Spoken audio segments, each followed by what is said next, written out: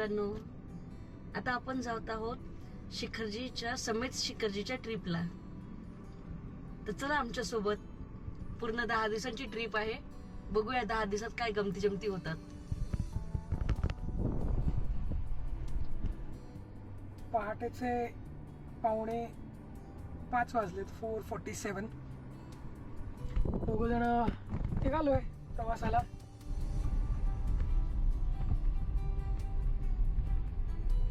अजून 6ही वाजले नाहीये आणि फुल ट्रॅफिक आहे. इमॅजिन दिवसा आलो तर केवढी गर्दी असेल. सकाळचे 7 वाजता आहेत आणि सूर्यदेवाने आपल्याला दर्शन दिलंय. चंदनापुरी घाट आहे. आता आपण घाटातून जातोय आणि त्यांनी बऱ्याच प्रमाणात घाटाला वाईड केलंय की ट्रॅफिक एकदम व्यवस्थित जावं म्हणून. चंदनापुरी घाट एकेकाळी ड्रायव्हर लोकांसाठी नाईटमेअर असायचा. आता ड्रायव्हर लोकांसाठी तर चांगला आहे, मस्त. फक्त डोंगर फोडलं आणि याला नेटिंग केलंय दरड कोसळू नये म्हणून. चांगलं आहे. ह्याला येऊन बरेच वर्ष आले, पण आम्ही पहिल्यांदा जातोय. ड्रायव्हिंग एक्सपिरियन्स छान, चांगला आहे, अनुभव चांगला. आता 9 वाजलेले आहेत. आम्ही घरातून 5 वाजता निघालो होतो आणि आता समृद्धी महामार्गाला टच झालोय. आता इथून पुढचा प्रवास आता समृद्धी महामार्गावरून असेल.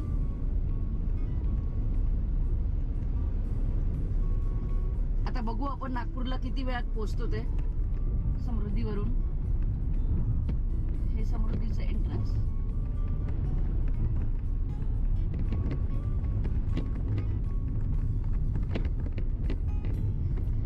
आमचा पहिला प्रवास आहे समृद्धीवरून. बघूया आपल्याला काय काय फॅसिलिटीज मिळतात. 585 नागपूर आहे इथून. हा इकडे देवगिरी किल्ला आहे. आम्ही आता छत्रपती संभाजीनगरला होतो, ते क्रॉस केलं आणि आता देवगिरी किल्ला आपल्याला दिसतोय.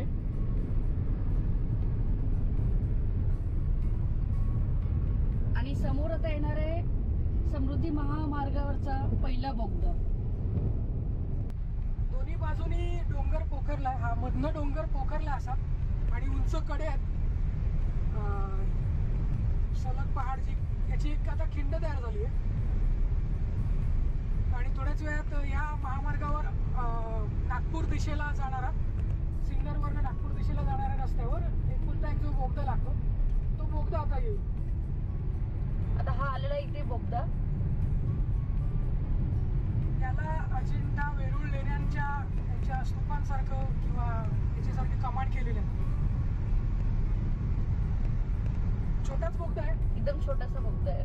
पण या रस्त्यावरचा हा एकुलता एक विशेषण आहे. डोळ्याला थोडंसं वेगळं चेंज मिळतं इथे. आणि आता इथे स्टॉपेज पे आहे. डोंगर फोडल्यामुळे प्राण्यांना जायला यायला रस्ता राहिला नाहीये आणि साईडला कंपाऊंड पण आहे. त्यामुळे हे वरती हायवेवर दिसतात आहे असे ॲनिमल ओव्हरपास केलेत. त्यामुळे वाईल्ड लाईफ कुठली असेल तर त्यांना त्यांच्या आदिवासात इकडून तिकडे जायला सोय होईल असं आहे. ते किती उपयोगी आहेत हे प्राण्यांना माहिती किंवा इथल्या ऑफिसर्स लोकांना माहिती. पण ठीक आहे, चांगलं आहे. असा प्रकार असणं चांगलं आहे. आपल्यासाठी पण चांगलं आहे. वाईल्ड लाईफ रस्त्यावर येत नाही आणि त्यांच्यासाठी पण चांगलं आहे. एनिवेज, आता इथे समोरच एक फूड मॉल सुद्धा आहे. आम्ही आल्यापासून थांबलो नाही आहे. तर आता इंडिकेटर देऊन फूड मॉलमध्ये जाऊयात, थोडा वॉशरूम ब्रेक घेऊयात आणि मग पुढची जर्नी रिझ्यूम करूयात.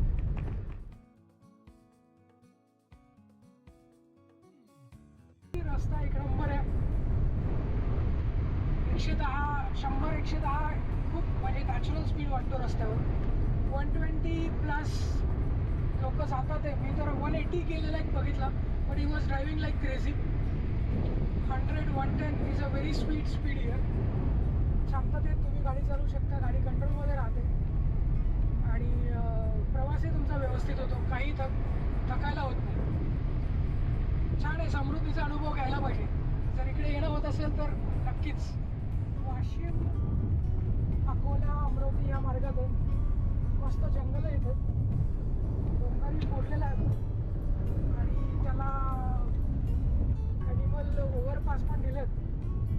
समृद्धीच्या खाली उतरलोय CNG घेण्यासाठी. इकडे एक नांदगाव खांडेश्वर म्हणून गाव आहे, तिकडे CNG पंप आहे आणि CNG घेऊन मग पुन्हा आम्ही समृद्धीला लागू नागपूरसाठी. समृद्धीवरनं नांदगाव खांडेश्वर हे अमरावती यवतमाळकडे जाताना गाव लागलं आम्हाला. इथे एक जैन मंदिर आहे. आम्ही यात्रेलाच निघालो आणि फिरतो, एक्सप्लोअर करतो आहे. तर रुचिराला इथे एक मंदिर दिसलं, जैन मंदिर, आणि मंदिराशेजारी एक CNG पंप दिसला. फॉर्च्युनेटली हा एक इथे अदानी गॅस यांचा CNG आहे, तो बघू आपण. आणि जैन पेट्रोलियम म्हणून हे आहे. तर इथे हा पेट्रोलियम, इथे CNG अवेलेबल आहे.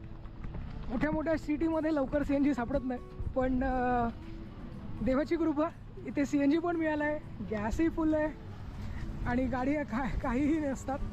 त्यामुळे आता इथे गाडी आमची ऑलमोस्ट संपली होती, बराच वेळ झाला. मग आता परत CNG रिफिल करतो आहे. पायांना ब्रेक मिळाला एक. हा अडानी गॅस CNG 94.50 रेट आहे आणि त्याची ही गॅस बँक. CNG भरू आणि मग दर्शनाला जाऊ. इथलं मंदिरही बघू आपण आज.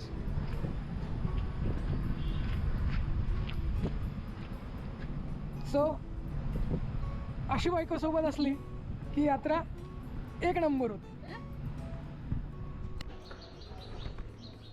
CNG फिल केला आणि आता हे जैन मंदिरच्या दर्शनाला आलो आहे. नांदगाव खांडेश्वर असं हे मंदिराचं नाव आहे. गावातलं हे जैन मंदिर. छोटंसं मंदिर आहे पण खूपच सुंदर आहे. इथली मूर्ती प्राचीन दिसते खूप. आणि इथे शेजारी मूर्ती आहे आणि याही बाजूनी मूर्ती आहेत.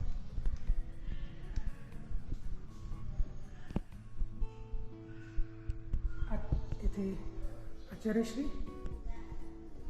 आणि क्षेत्रफळ. छान छोटंसं मंदिर आहे. आजच्या दिवसाचं हे दर्शन.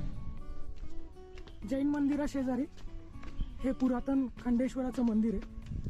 ह्या देवस्थानावरनं किंवा ह्या देवावरनं असं म्हणता येईल या गावाचं नाव आहे नांदगाव खंडेश्वर. 750 वर्षी पूर्वीचे हे शिवालय. इथे लिहिलं शासनाकडून ब दर्जा प्राप्त पुरातन शिवलिंग, नृसिंह अवताराची दुर्मिळ मूर्ती आणि संत आईचे साधनास्थळ. आणि इथे शेजारी राष्ट्रसंत तुकडोजी महाराज यांची मूर्ती आणि मागे एक मोठा टावर. कशाची तरी चिमणी असावी किंवा कसला टावर असावं माहिती नाही, काय बघायला लागेल, वाचायला लागेल. पहिल्यांदाच या गावात आलो आणि बरेच गोष्टी इथे दिसतात आहे. आज जाऊया. मोठा परिसर आहे, देवड्या आहे तिथे.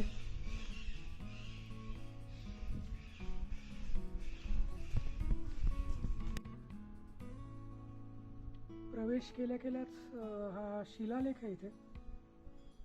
त्याचं काय वाचन आहे हे कुठे लिहिलेलं नाही आहे. ॲटलिस्ट मंदिरात तरी दुसरीकडे कुठे डॉक्युमेंटेड असेल तर बघायला पाहिजे. मंदिरावर नक्षीकाम आहे अगदी सुंदर असं. इथे एक छोटंसं मंदिर आहे,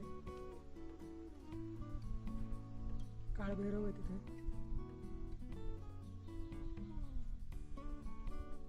पूर्ण बांधकाम मंदिराचं.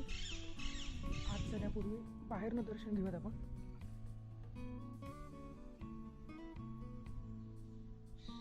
ऋषभदेव, आदिनाथ, भैरव, खंडेश्वर ही सगळी त्या देवाची नावं. खूप सुंदर मंदिर आहे. चला आत जाऊया.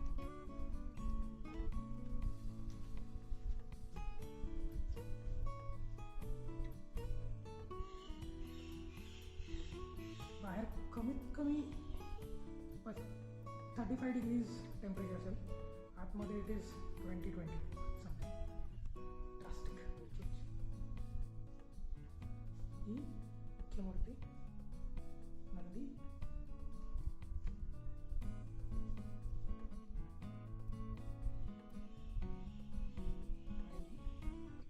नृसिंह अवतारातील खंडेश्वराची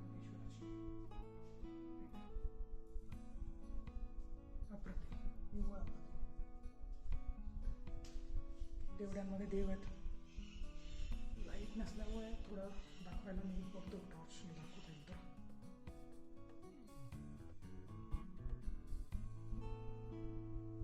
देवड्यांमध्ये देव आहे तिथे. या बाजूला मात्र लाईट आहे.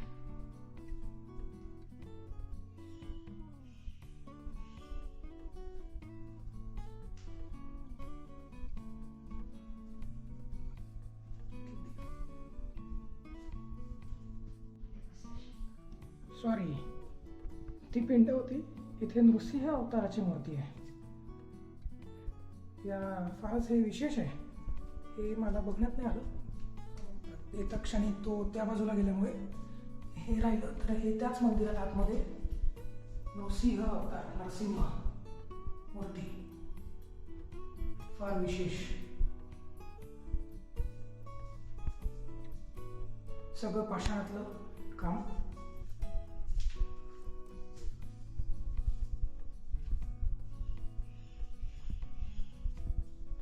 कधी इकडे येणं झालं अमरावती बाजूला तर या मंदिराला नक्की भेट द्या. अमरावती जवळ आहे, अमरावती यवतमाळ रस्त्यावर. खाली जैन मंदिर आहे गावातलं, तेही बघा. आणि हा नृसिंह मंदिर, खंडेश्वर मंदिर, हेही बघा. इथे हे सगळं नक्षीकाम, कोरीवकाम दगडावरचं. आणि हे मंदिराची चावी असं लिहिलेलं आहे.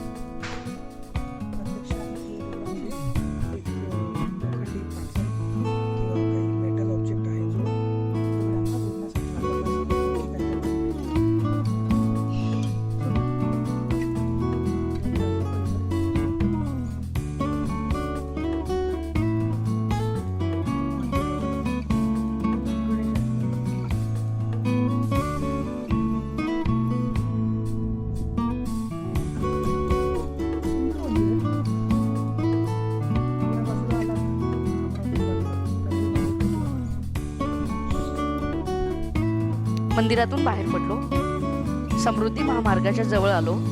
इथे एक छोटासा ड्रोन शूट केला आणि नागपूरच्या दिशेने मार्गस्थ झालो.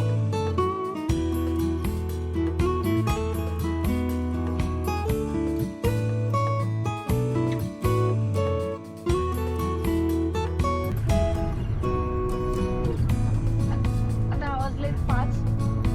आम्ही घरातून निघालो होतो 5 वाजता आणि नागपूरला पोहोचलोय. समृद्धीच्या एंडिंगला पोहोचलोय 5 वाजता. आम्ही 2 वाजता समृद्धीला लागलो होतो सिन्नरला. 2 ते 5 असा प्रवास झाला समृद्धीवर. मध्ये बरेच ब्रेक झाले, मंदिर बघितलं आपण. चला बाहेर पडलो. सकाळी 5 वाजता पुण्यातनं सुरू झालेला प्रवास, 9 वाजता सिन्नर आणि संध्याकाळी 5 वाजता समृद्धी महामार्गाचं शेवट. तर पुढे जायचं आहे. तासभर, दीड तास तरी वेळ आहे. सूर्यप्रकाश आहे. बघूयात कुठे पोहोचतो. समृद्धी महामार्ग नागपूरच्या दिशेने जिथनं सुरू होतो तिथे थोडे जुने सुरुवातीचे पेट्रोल पंप आणि फूड मॉल आहेत. हे जरा बऱ्यापैकी डेव्हलप आहे. काही फूड मॉल तर अगदी नसल्यामध्ये काही डेव्हलपमेंट नाही. त्यापैकीच हा एक आहे. इथे इलेक्ट्रिक चार्जिंग्स पण आपल्याला मिळून जातं. एअर आहे, नायट्रोजन एअर आहे. दक्षिण भारत नावाची फूड चेन आहे. हे बऱ्याच ठिकाणी आपल्याला सापडतं सगळीकडे. हे चांगलं. काही मित्रांनी सजेस्ट केलं की जर हे नसेल तर हायवेपासून खाली उतरा आणि GOPP पेट्रोल पंप्स आहेत तिथे लाऊंज आहे. पण ते थोडं तुम्हाला समृद्धीवरनं खाली उतरायला लागेल. अशा प्रकारे हा समृद्धीचा प्रवास संपतोय आणि आपण आता पुढे जाऊ.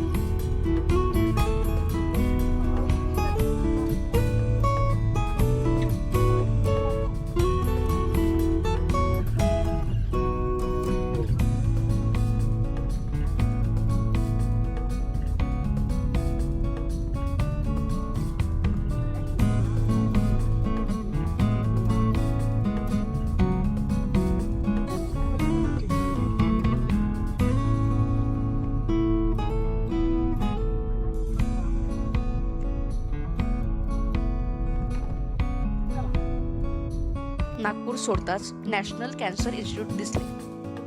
इथून पुढे नगरधन किल्ल्याला आलो. रात्र झाल्याने किल्ला बंद होता. मग एक सेल्फी काढला.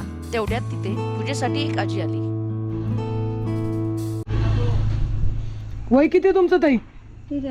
83. आजी येते आजी. रोज येतात दिवा लावायला? नको दिवा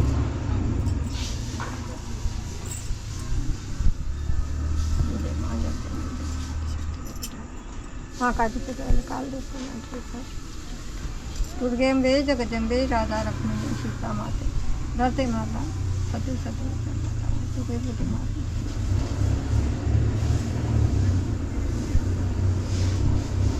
आपल्याला दोनच काय नाही देणार.